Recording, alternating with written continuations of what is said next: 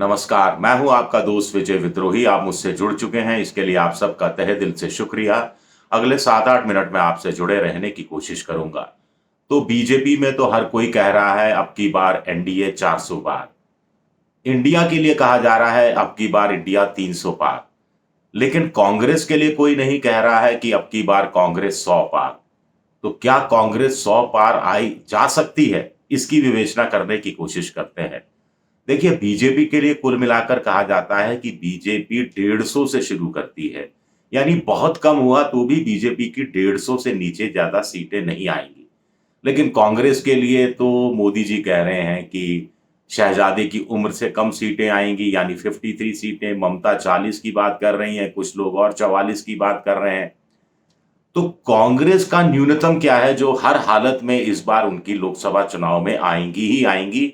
जैसे कि बीजेपी की बुरा से बुरा प्रदर्शन हुआ तो भी 150 आएंगी। तो मेरे हिसाब से कांग्रेस की 75 है। अगर बीजेपी 150 से शुरुआत कर रही है तो कांग्रेस 75 से शुरुआत कर रही है। इसमें दो बातें और खास हैं। एक, पिछली बार कांग्रेस को दक्षिण भारत से बहुत सीटें मिली थी। इस बार ऐसा लगता है कि कांग्रेस को जितनी सीटें दक्षिण भारत से मिलेंगी, लगभग उतनी या उससे थोड़ी सी ज्यादा उत्तर भारत से मिलेगी। दूसरी बात यह कही जा सकती है कि दक्षिण भारत के कम से कम 4 राज्य हैं जहां कांग्रेस डबल डिजिट में आ सकती है। इसमें केरल है, इसमें कर्नाटक है, इसमें तेलंगाना है और इसके साथ साथ इसमें तमिलनाडु है। कौन कौन से राज्य किस रूप में है मैं बताऊंगा। इसी तरह उत्तर भारत के भी कम से कम 4 राज्य हैं जहां भी कांग्रेस के लिए बताया जा रहा है कि वो डबल डिजिट में आ सकती है। महाराष्ट्र में डबल डिजिट में आ सकती है, राजस्थान में डबल डिजिट में आ सकती है। कुछ लोग कह रहे हैं कि हरियाणा में भी सब कुछ सही रहा तो हरियाणा में भी कांग्रेस डबल डिजिट में आ सकती है। और एक और राज्य है इसके अलावा जहां पर कांग्रेस डबल डिजिट में आ सकती है। अब दक्षिण से हम शुरुआत करते हैं। दक्षिण में देखिए, तमिलनाडु कुल मिलाकर 39 सीटें हैं डीएमके के साथ गठबंधन में। ये सभी 39 सीटें डीएमके यानी कांग्रेस गठबंधन में जाएंगी, इस बात की संभावना बहुत ज्यादा है। कांग्रेस को 10 सीटें लड़ने के लिए दी गई हैं और 10 की 10 पर कांग्रेस जीत सकती है। इस तरह तेलंगाना में 17 सीटें हैं। पिछली बार कांग्रेस ने 3 सीटें जीती थी। इस बार कहा जा रहा है 10 और कुछ लोग कह रहे हैं 12 तक सीटें कांग्रेस निकाल सकती है। कर्नाटक में 28 सीटें, 1 सीट जीती थी। इस बार कहा जा रहा है 16 या 17 सीटें कांग्रेस, कुछ लोग कह रहे हैं 18 भी कांग्रेस निकालने की स्थिति में है। केरल में 20 सीटें हैं। पिछली बार कांग्रेस का जो यूनाइटेड डेमोक्रेटिक फ्रंट गठबंधन है उसने 20 में से 19 सीटें जीती थी और इस 19 में से 15 सीटें कांग्रेस ने जीती थी। तो इस बार भी कांग्रेस 15-16 सीटें जीत सकती है, ये बात कही जा रही है। इस हिसाब से देखा जाए तो कांग्रेस दक्षिण भारत में 51 से लेकर 55 सीटें जीत सकती है। यानी पिछली बार जो 53 सीटें जीती थी उसके आसपास ही सीटें रहेंगी कांग्रेस की दक्षिण भारत में। लेकिन आपकी बेहद दिलचस्पी होगी उत्तर भारत की। उत्तर भारत में हम अंदाज लगाने की कोशिश करते हैं, बड़े कंजर्वेटिव स्टाइल में भी और ऑप्टिमिस्टिक स्टाइल में भी। यानी कम से कम कितनी, ज्यादा से ज्यादा कितनी के बीच का एक आंकलन करने की कोशिश करते हैं। राजस्थान में कहा जा रहा है कि 25 सीटें हैं, कांग्रेस कम से कम 6 सीटें और कुछ लोग कह रहे हैं 10 सीटें तक जीत सकती है। तो हमने मार्जिन दिया राजस्थान में 6 से 10 कांग्रेस के लिए। महाराष्ट्र में कांग्रेस उद्धव ठाकरे और शरद पवार के साथ गठबंधन में है। शरद पवार की स्थिति बेहद कमजोर बताई जा रही है। कांग्रेस करीब 18 सीटों पर चुनाव लड़ रही है। उद्धव ठाकरे 20 सीटों पर चुनाव लड़ रहे हैं और 10 सीटें शरद पवार को दी गई हैं। तो कांग्रेस वहां 8 से 10 सीटें महाराष्ट्र में जीत सकती है। इसी तरह गोवा, गुजरात, मध्य प्रदेश, छत्तीसगढ़, ये 4 राज्य हैं। 4 राज्यों में कांग्रेस बुरी तरह से हारी थी पिछली बार। गुजरात में 0, गोवा में 1 सीट, मध्य प्रदेश में 1 सीट, छत्तीसगढ़ में 2 सीट। इस बार बताया जा रहा है कि कांग्रेस 7 से 8 सीटें इन 4 राज्यों में मिलाकर जीत सकती है। इसी तरह एक कॉम्बिनेशन दिल्ली का है, हिमाचल प्रदेश का है और उत्तराखंड का है। कुल मिलाकर कांग्रेस यहाँ पर पिछली बार शून्य पर रही थी। इस बार कहा जा रहा है कि हिमाचल में 1-2, दिल्ली में 1-2, कुल मिलाकर 2 से 4 सीटें कांग्रेस निकालने की क्षमता रखती है। पंजाब, हरियाणा और चंडीगढ़ कुल मिलाकर 24 सीटें हैं। पंजाब में कांग्रेस 6-7 सीटें, हरियाणा में कुछ लोग कह रहे हैं 8, कुछ लोग कह रहे हैं 6, कुछ लोग कह रहे हैं 10 और चंडीगढ़ की एकमात्र सीट। तो कुल मिलाकर मोटे तौर पर एक अनुमान के अनुसार 14 से 15 सीटें कांग्रेस निकालने की हालत में है। जम्मू कश्मीर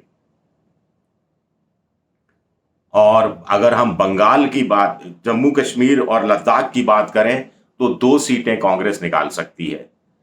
उत्तर प्रदेश, बिहार और झारखंड में हम बात करें तो मोटे तौर पर कहा जा रहा है कि उत्तर प्रदेश में कांग्रेस पिछली बार की तरह सिर्फ एकमात्र सीट रायबरेली नहीं जीतेगी, 3-4 सीटें जीत सकती है। बिहार में कहा जा रहा है 3-4 सीटें जीत सकती है। झारखंड में कहा जा रहा है 2-3 सीटें जीत सकती है। तो 9-10 सीटें करीब करीब वहां से निकालने की स्थिति में है। एक बंगाल, असम, पूर्वोत्तर राज्य, बंगाल में 42, पिछली बार 2 जीती थी, असम में 14 और पूर्वोत्तर में 10, और तो कुल मिलाकर, और उड़ीसा भी इसमें जोड़ दिया जाए चलिए, और बहुत कंजर्वेटिव फिगर दे रहे हैं, बहुत कंजर्वेटिव, 7 से 8 सीटें, सिर्फ 7 से 8 सीटें दी बंगाल, असम, पूर्वोत्तर और उड़ीसा में मिलाकर सिर्फ 7 से 8 सीटें भी दी जाए तो कुल मिलाकर कांग्रेस 58 से लेकर 60-62 सीटें तक जीतने की क्षमता रखती है, या वहां वो मजबूत बताई जा रही है। तो उत्तर भारत के राज्यों में, यानी विंध्याचल से ऊपर के राज्यों में कांग्रेस को 58 से 60 मोटे तौर पर, और दक्षिण भारत के राज्यों में कांग्रेस को 51 से 55 मोटे तौर पर। तो कुल मिलाकर ये आंकड़ा बैठता है 108 से लेकर 115 सीटें का। तो क्या वाकई में कांग्रेस 108 से 115 सीटें जीतने की क्षमता रखती है? और अगर कांग्रेस 115 सीटें ला रही है तो बीजेपी, आप मानकर चलिए, 230-235 पर फिर अटक रही है। चलिए कांग्रेस इतनी सीटें ले आती है, इंडिया गठबंधन करीब 125-130 सीटें ले आता है, दोनों मिलाकर 250 सीटें ले आते हैं। लेकिन मानकर चलते हैं कि मोदी की तीसरी बार प्रधानमंत्री बन रहे हैं, मोदी की सरकार बन रही है, लेकिन इससे भारत की राजनीति में क्या फर्क पड़ेगा? बहुत ज्यादा फर्क पड़ेगा। कांग्रेस एक फॉर्मिडेबल फोर्स के रूप में सामने आएगी, पहली चीज। दूसरा, जैसा शरद पवार ने कहा कि बहुत सी रीजनल पार्टी जो कांग्रेस की कोख से निकली हैं वो कांग्रेस के साथ जा सकती हैं, या कुछ कांग्रेस के साथ मर्जर भी कर सकती हैं। शरद पवार भी मर्जर की स्थिति में आ सकते हैं, अजीत पवार भी मर्जर की स्थिति में हो सकता है आ सकते हो, और ये एक संभावना कांग्रेस की बनती है। तो कांग्रेस की छतरी और ज्यादा मजबूत हो जाएगी। एक और बात कही जा रही है इसको लेकर कि कांग्रेस फिर विपक्ष की धुरी बनेगी। पहली बार 55 सीटों से ऊपर आते ही कांग्रेस को विपक्ष की पार्टी का दर्जा देना पड़ेगा मोदी सरकार को, और केंद्रीय मंत्री का पद मिलता है, के बराबर का पद मिलता है जो विपक्ष का नेता होता है। तो अलग से उसकी एक वैल्यू हो जाती है। और फिर लोकसभा के अंदर उपाध्यक्ष पद, अगर इतनी सीटें 200-250 सीटें आ जाती हैं तो अभी तक आपको हैरानी होगी जानकर कि 5 साल में अधिकृत रूप से लोकसभा में बीजेपी ने कोई उपाध्यक्ष का चुनाव कराया ही नहीं था। तो उपाध्यक्ष पद भी मिल जाएगा, और अध्यक्ष के नहीं रहने पर उपाध्यक्ष ही कार्य संभालता है, और लोकसभा में भी कांग्रेस या विपक्ष को ज्यादा बोलने का मौका मिल पाएगा, ये भी संभव हो पाएगा।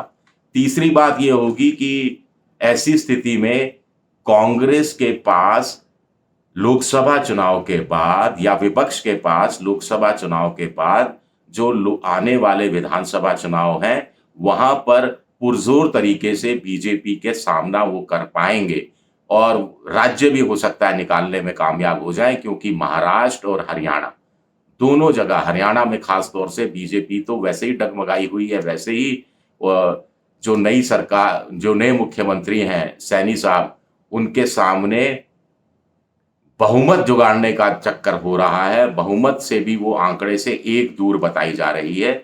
तो एक और चीज, अगर कांग्रेस 108 से 115 आती है और विपक्ष भी मजबूत बनता है तो अरविंद केजरीवाल भी कांग्रेस का साथ देने के लिए मजबूर होंगे और अगले फरवरी महीने में अगले साल होने वाले विधानसभा चुनाव में भी कुल मिलाकर दोनों मिलकर साथ आ सकते हैं, दोनों मिलकर प्रेशर डाल सकते हैं।